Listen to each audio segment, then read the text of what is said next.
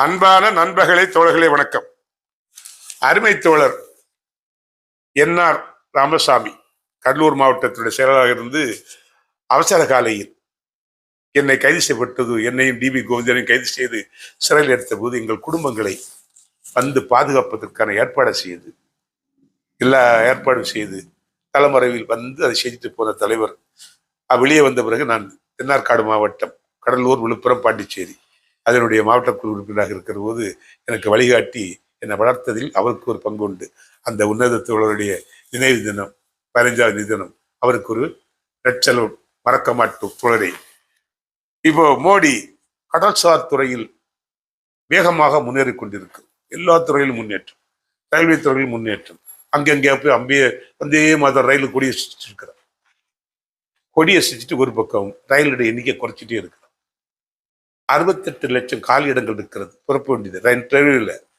அதை நிவர்த்தி செய்யாமல், வேலை வாய்ப்பு உருவாக்காமல் 2 கோடி வேலை சொல்லி ஏமாத்திட்டு இருக்கக்கூடிய களவாணியின் மொத்த ரூபம் மோடி என்பது இந்திய மக்கள் புரியல.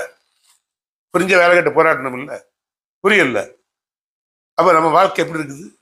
மாடா உழைச்சவன் வாழ்க்கையில பசி வந்திட காரணம் என்ன வச்சான்? அவன் தேடிய செல்வங்கள் வேற இடத்துல சேர்வதனால் வருது. யாரு 10% பேருக்கு?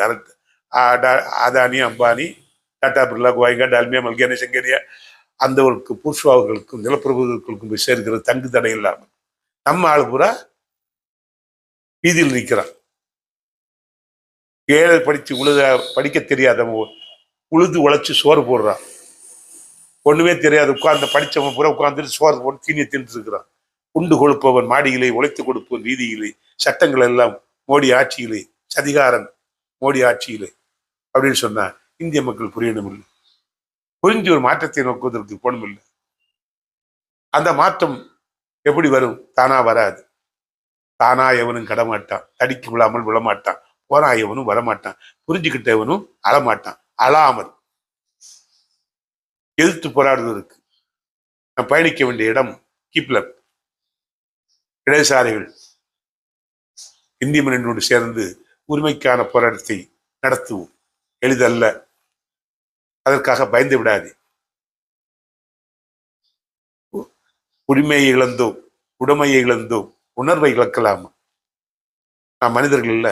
அந்த உரிமையை விட்டுக் கொடுக்காமல் இருப்பதற்கு எல்லோரும் ஒரே நிறுத்தி 2 போராடுவதற்கு முன்னர் வேண்டும். Keep left hand drive. Let's